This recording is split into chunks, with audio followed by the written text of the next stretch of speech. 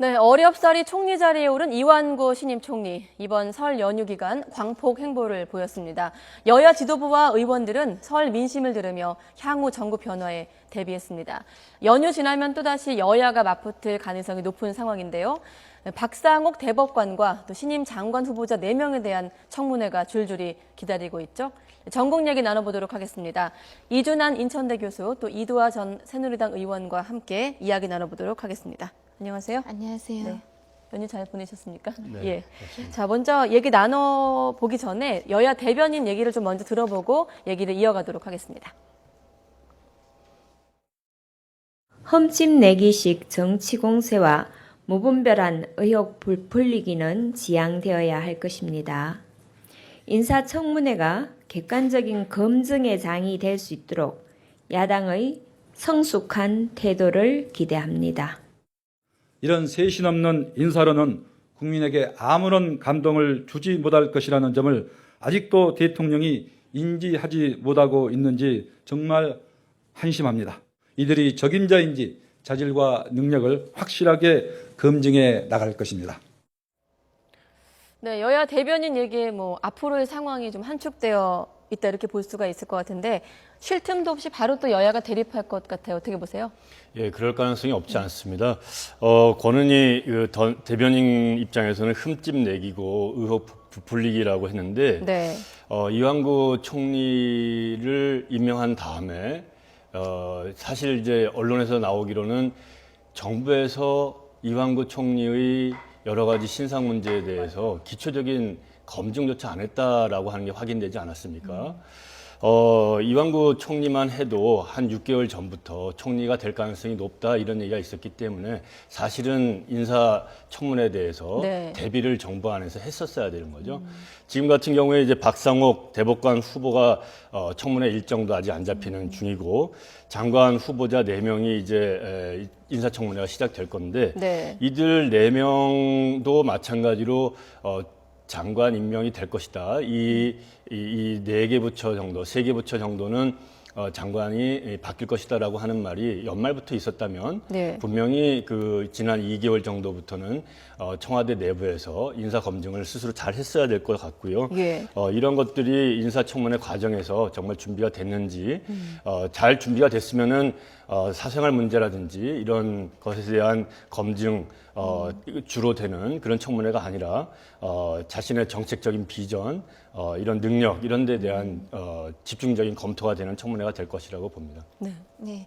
네, 무엇보다도 사실 지금 좀 전에 말씀하셨지만 박상옥 대법관 그 후보자 지금 청문회가 일정이 아예 안 잡혀 네, 있는데요. 날짜도 안 나왔잖아요. 대법관이 지금 공백 사태거든요. 그래서 사실 전원 합의체 이런 건 지금 할 수가 없는 상태고 이래서 국민들이 기본적으로 신속한 재판을 공정한 재판뿐만 아니라 신속한 재판을 받을 권리가 있기 때문에 여야가 2월에는 이 부분은 빨리 진전을 보여야 될 것 같고요. 예. 청문회와 관련해서는 지금 유기준 의원, 그러니까 유기준 그 장관 후보자랑 유일호 장관 후보자는 저도 좀 잘 아는 분들이지만 네. 사실 이분들은 그 국회에 오래 계셨고 이렇기 때문에 이 부분에 대해서는 정책 검증이 이루어질 부분이 많지 않을까라고 저도 기대를 해봅니다. 근데 산업화 시대를 살아오면서 여러 가지가 있을 수도 있겠지만 정책 검증이 일정 부분 이루어질 거라고 기대를 하고요. 네. 그리고 임종용 그 금융위원장 이분은 또 워낙 공무원 생활을 오래 하셨던 분이고 호남 지역 출신이거든요. 그래서 이분도 그렇게 좀 정책 검증이 잘 이루어지지 않을까 싶은데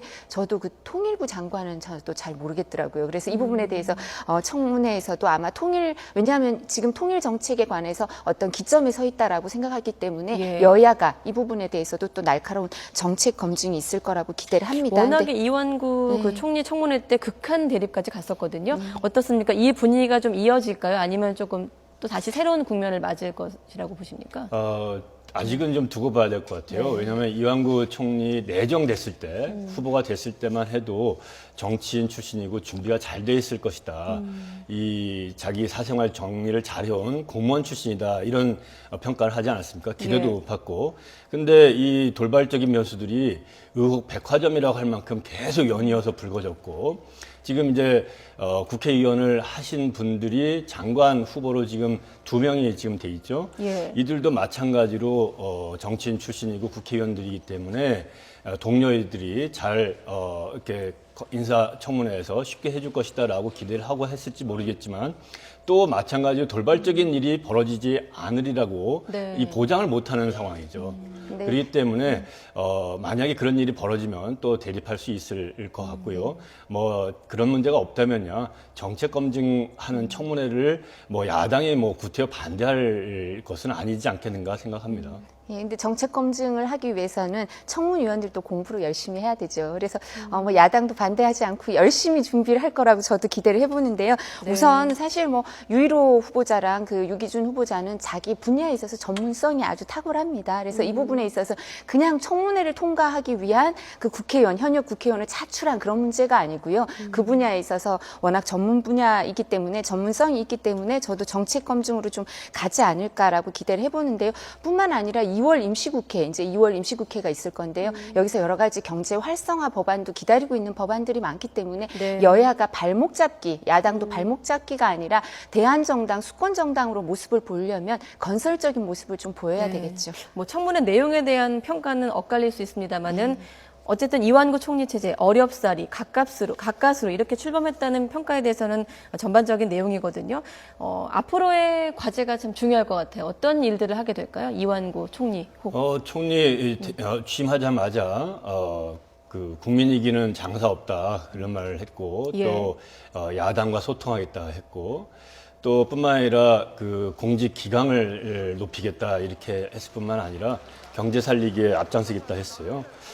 그리고 뭐 민생 행보도 여러 가지 독거노인도 방문하고 어린이 보호시설도 또 보훈병원, 경찰병원도 방문했는데 나아가서 이 전방도 방문을 했어요. 네. 굉장히 그 광폭의 행보를 보였었는데 사실은 지금 현재 노력은 하고 있지만 앞으로 좀 갈 길이 험난하게 보이는 것은 공직 기강을 세우겠다고 했지만 정말 그 통솔할 수 있을 만큼 인사청문회 과정에서 드러난 것이 굉장히 그 위중한 것들이 많거든요. 예. 그래서 야 누가 누구를 지금 기강을 세우겠느냐라고 하는 여론들이 형성되고 있는 걸로 알려져 있고 또 경제 살리기 같은 경우만 해도 정말 경제가 좀 나아지고 일자리도 많이 창출된다면 그런 걸 마다할 국민들은 없을 것 같습니다. 물론 이제 25일부터 이제 대정부 질의도 이제 시작되는데 예. 대정부 질의에서도 혹시나마 뭐 이런 인사청문회 과정에서 불거졌던 문제가 또 나올지 또 준비가 잘 된 총리인지 뭐 이런 것들이 좀 나타나지 않을까 이렇게 또 생각을 하고 있어요. 예, 근데 아무래도 대통령이 사실은 힘을 실어주느냐 아니냐에 따라서 국무총리의 행보는 정해질 것 같습니다. 근데 예를 들면 지금 그 경제 정책에 있어서는 최경환 부총리한테 힘이 많이 실려 있거든요. 네. 그건 우선적으로 대통령께서 아마 일주일에 한 번 정도는 독대를 해서 여러 가지 보고를 받는 걸로 전해 들었습니다. 근데 그 지금 이완구 총리에게도 신임 총리에게도 그 정도 힘을 실어주신다면 국무총리에게 여러 가지 그 권한도 있고 하기 때문에 성과를 보일 수 있을 것 같은데요. 이번에 취임식에서도 보면 장관들이 다 출동을 했죠. 그래서 아마 공직 기강을 세우고 이런 부분에 있어서 대통령께서 신임을 하고 있다는 게 확인이 좀 되고 있는 것 같고요. 그리고 임명장을 주면서도 대통령께서 하신 말씀이 당정청에 있어서 구심점 역할을 해달라라고 하셨는데 이게 보통 쓰는 표현이 아니기 때문에 어느 정도 힘이 실렸다고 생각합니다. 그래서 이완구 총리가 신임 총리가 지금 설 연휴 기간에 광폭 행보를 보이고 있는 것 같습니다. 설 연휴 말씀하셨는데 김 전 총재를 마침 만났거든요. 예. 잠시 소개를 해드리면 이런 말을 했죠. 아무래도 여성이라 생각하는 게 남들보다 섬세하다. 절대로 저촉되는 말을 먼저 하지 말고 선행하지 말라. 이런 조언을 남겼어요. 어떤 의미로 볼 수 있을까요? 굉장히 제 귀를 좀 의심을 하기도 했는데 왜냐하면 김종필 전 총리가 총리를 해본 적이 있는 분이세요. 네. 헌법을 모를 리가 없거든요. 헌법 그리고 또 이완구 총리 같은 경우에는 포스트 JP라고 해서 후계자 정도로 뽑히고 있는 사람인데 지금 헌법에서 내각 통할권이라든지 임명제청권, 내각에 대한 임명제청권이 있어서 충분히 뭐 그런 헌법적인 권한이나 책임을 다하겠다라고 이완구 총리가 얘기를 했음에도 불구하고 나서지 말아라. 먼저 얘기하지 말아라.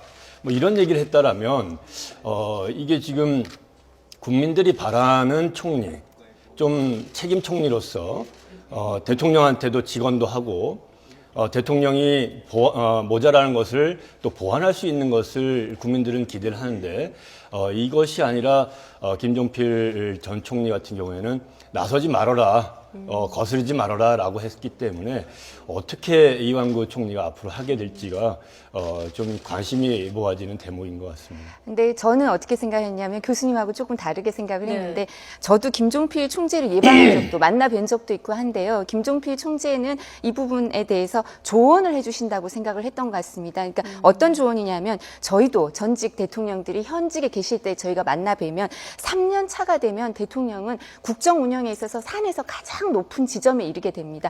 정보가 집중되고 해서 대통령께서 가장 많은 정보를 알고 있고 가장 많은 그리고 국정 운영의 경험도 쌓여 있어서 그때가 정말 산에서 가장 높은 지점에 있어서 가장 멀리도 볼 수 있는 이런 시기가 되는데요. 이때가 되면 이렇게 조언을 해드리면 조언을 하는 사람 입장에서 정보의 양에 확실히 차이가 있지 않겠습니까? 질에도 차이가 있고 하기 때문에 대통령께서 조언을 해줬을 때 그 부분을 잘 받아들이기가 어려운 그런 부분이 있어서요. 아마 이 김종필 전 총재가 이런 말씀을 하는 거는 그런 대통령을 설득하는 방법을 조언했다고 저는 생각하고요. 그리고 이런 조언을 이완구 신임 국무총리도 우리가 이런 방법으로 나아가려고 할 때, 이런 방향으로 나아가려고 할 때 대통령께서 가장 멀리 보지만 어쩌면 가장 가까이 있는 건 가장 멀리 보기 때문에 좀 못 볼 수 있을 때 이 부분을 어떻게 설득할 것인지에 대해서 김종필 전 총재가 조언을 한 게 아닌가 생각을 합니다. 글쎄요, 그렇게 조언한 거고, 뭐 그런 거라면 설득하는 방법을 잘 이렇게 얘기한 거라면 좋은 건데, 정보를 제일 많이 갖고 있는 대통령이 국민들하고 소통을 더 하고, 국민들한테 져줄 줄도 알고, 또 장관들 많이 만나고, 이런 것을 접할 텐데, 그 실제로 행보는 그렇지가 않단 말이죠. 그러면 정보를 가지고 있느냐? 제일 중요한 정보는 국민들한테 이 귀를 열라라고 하는 정보가 있을 텐데 그런 점에 대해서 말을 한다고 하는 것을 좀 거스르지 말라, 심기를 거스르지 말아라고 하는 것으로도 해석이 될 수 있다는 점, 저는 그런 것을 좀 지적하고 저는 그렇게 싶습니다. 해석하지 않고 오히려 지금 말씀하신 것처럼 국민들하고 소통하겠다는 의지를 좀 보여주는 게 신임 국무총리랑 장관의 현역 의원들을 많이 드리는 거는 현역 의원들은 지금 총선이 1년밖에 남지 않았기 때문에 가장 국민들한테 관심이 많거든요. 그래서 현역 의원들이 있으면 아무래도 국민들과 간접적으로 소통을 하게 되고요. 그리고 점점 지금 당정청과 소통하겠다는 의지를 보여주기 때문에요. 이걸 결론을 내리고 어떻게 봐야 된다 이렇게 선입견을 갖고 있는 건 적절하지 않을 것 같습니다. 조언을 이완구 총리가 어떻게 풀어나가야 될지 좀 지켜보면 될 것 같고요. 지금 말씀하셨는데 개각의 특징이 국회의원이 많다는 점입니다. 뭐 일단 이완구 총리는 물론이고요. 최경환 또 황우여 부총리, 유기준 장관 내정자까지 모두 의원 출신인데 정치 경력, 국회의원 선수도 좀 비슷하고요. 이런 측면들이 좀 긍정적인 효과를 낼 수도 있겠습니다만 또 신경전, 미묘한 갈등도 있을 것 같거든요. 어떻게 글쎄, 보세요? 지금은 이제 친박계 장관들이 정부 내각의 3분의 1 정도가 이제 자리를 차지하고 있는 거죠. 친박계이기도 하고 정치 경력이 있기 때문에 그리고 또 지금 경제 살리게 해야 될 막중한 과제를 앞에 두고 있기 때문에 뭐 이 내분이 일어나거나 갈등, 알력이 생기면 안 되겠죠. 그런 것들 다 인식하고 있을 거라고 보고요. 다만 이제 경제를 어떻게 살리느냐라는 부분에서 최경환 경제부총리하고 다른 정부 부처 장관들이 조금의 인식의 차이를 가질 수는 있지 않겠는가. 그래서 거기에서 정책적인 차이가 나타날 수 있을 것 같지만 뭐 지금으로서는 앞길이 험난하기 때문에 정부가 뭐 분란을 일으키면 안 되는 상황이라고 봅니다. 그리고 우선은요, 의전이 차이가 확실히 있습니다. 그러니까 실제 저희가 그냥 여기서 얘기를 하고 있는 것과 그다음에 청와대나 아니면 총리나 이렇게 겪어보는 게 또 차이가 있는데요. 국무총리가 되면 의전이 부총리나 장관들하고는 확실히 차이가 있어서 아, 국무총리가 내각을 통솔하는구나라는 걸 저희가 현장에서 겪으면 느껴질 수밖에 없거든요. 그래서 이 부분은 뭐 이렇게 걱정하시는 부분들이 있던데 뭐 최경환 부총리나 황우여 부총리하고 비교해봤을 때 이완구 국무총리가 잘 조정 통솔을 해낼 수 수 있느냐 이런 얘기를 하시는데 이런 부분은 잘 같이 일해본 경험이 있기 때문에 이 부분은 호흡을 잘 맞출 수 있고요. 그리고 제가 말씀드린 것처럼 우리나라 의전서열이라는 게 있기 때문에 현장에서 겪으면 이 부분은 또 정리가 되는 부분인데 무엇보다도 지금 교수님 말씀하신 데 동감을 합니다. 지금 그 경제가 제일 중요한데 여당 입장에선 경제에 있어서는 최경환 부총리가 전문가이고 최경환 부총리에게 힘이 실려 있습니다. 근데 이 부분과 관련해서 최경환 부총리와 다른 생각을 가질 수도 있는 분도 있을 수 있겠지만 이 부분은 서로 협의하고 소통을 하면서 성과를 내기 위해서 노력을 할 거라고 기대를 합니다. 앞서 이두환 변호사께서 현역 의원 출신들이 많기 때문에 국민들과 가까운 점을 좀 활용할 수 있을 것으로 본다고 하셨거든요. 어떻게 생각하세요?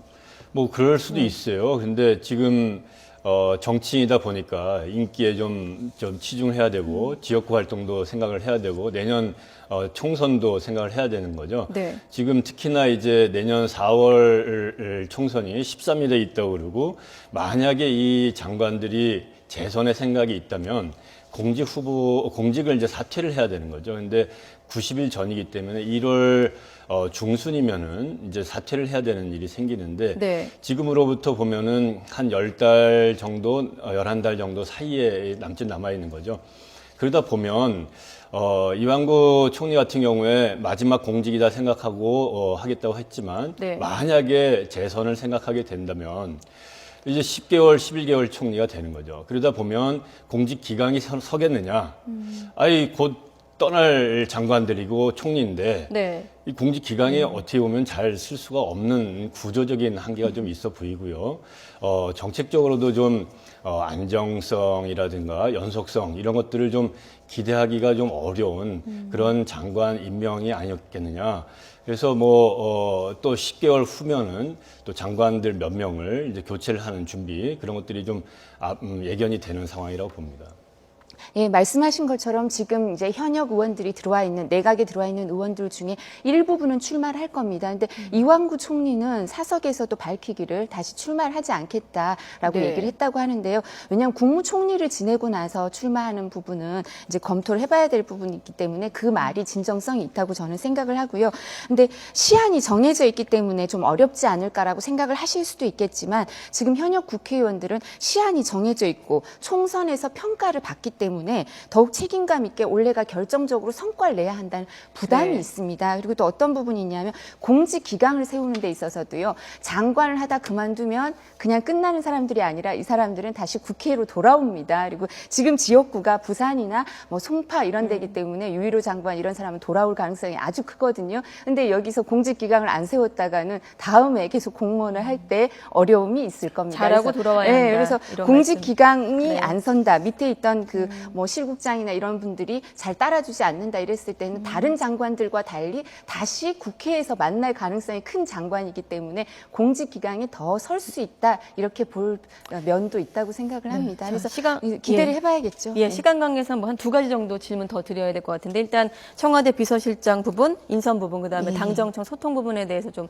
가장 궁금한 것이 아닐까 싶어서 먼저 청와대 비서실장 인선, 후임 인선 어떻게 전개될까요? 글쎄요. 지금 오리무중이라고 생각을 합니다. 지금 지체되고 있는 상황이잖아요. 그럴 뿐만 아니라 연휴가 오리무중이라는 끝지만, 예. 거죠. 지금 누가 하고 싶어 할지, 누가 또 누구를 고르고 있는지, 또 실제로 다음 주 설 연휴가 끝나면은 정말 누구를 임명할 수 있을지 자체가 좀 불투명해 보이고요. 그 이유는 여러 가지 후보로 오르는 사람들이 지금 현재 전국의 변화를 도모할 수 있는 그런 후보들이 아니라는 그런 측면도 있어 보이고요. 또 마땅히 내가 하겠다라고 나서는 사람도 없는 상황인 것 같아요. 국민들은 지금 비서실장 10명의 대통령 중에 38명의 비서실장이 있었는데 지금 김기춘 비서실장과 다른 좀 소통이 원활하고 국민들과의 소통뿐만 아니라 여당 또 야당과도 소통이 좀 원활한 그런 그리고 또 대통령의 보완을 할 수 있는 약점을 보완할 수 있는 그런 비서실장이 왔으면 좋겠다라고 하는 희망이 있지 않은가 봅니다. 예, 실제로 지금 뭐 어떤 분한테 제안을 했는데 이런 구도에서는 본인은 그 큰 역할을 감당하기 부족하다고 거절하신 분도 있었다고 하고요. 네. 그리고 또 소문에는 현역 의원에 접촉을 하고 있어서 이 현역 의원 중에는 그럼 대통령 실장으로 가면 대통령 비서실장으로 가는 경우엔 현역 의원들이 국회의원을 사퇴해야 되거든요. 그래서 이런 부분 고민이 있다는 얘기도 소문은 돌고 있는데 그래서 저희가 생각하는 그리고 이름이 오르내리는 사람들이 아닌 제3의 후보군이 상당히 폭넓게 형성이 돼 있고 대통령께서 이 부분도 계속 검토를 많이 하고 있기 때문에 인선이 길어지고 있다고 합니다. 그래서 이런 부분은 경제 활성화도 이룰 수 있고 당정청 소통을 원활히 하는 그런 좀 더 국민들한테 다가가는 모습을 보이기 위해서 대통령께서 고민이 깊어지시는 게 아닌가 싶습니다. 그래서 네. 좋은 사람을 선임하기를 그리고 2월 25일은 취임 3주년, 2주년이 되시는 날 아닙니까? 그렇기 때문에 대통령 입장에서 그때 대통령 비서실장이 없이 그걸 맞이하기는 또 조금 그러실 수도 있어서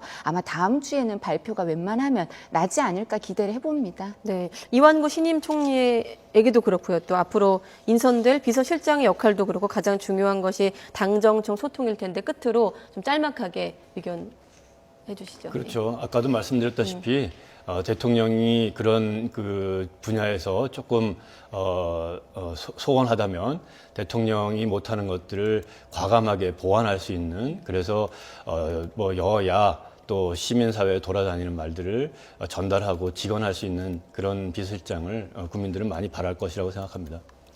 당정청 소통은 앞으로도 이제 더욱더 잘 이루어질 것 같습니다. 지금도 그 유승민 신임 원내대표나 아니면 김무성 대표의 요청에 의해서 당정청 협의회를 계속 정기적으로 하겠다고 대통령께서도 의사를 밝히신 만큼 신임 비서실장이 임명이 되고 나면 이 부분이 더욱 원활하게 이루어질 것이라고 기대를 합니다. 네, 또 연휴 끝나면 또 여야 기싸움도 좀 지켜봐야 될 것 같고요. 자, 지금까지 이준환 인천대 교수 또 이두하 전 의원이었습니다. 고맙습니다.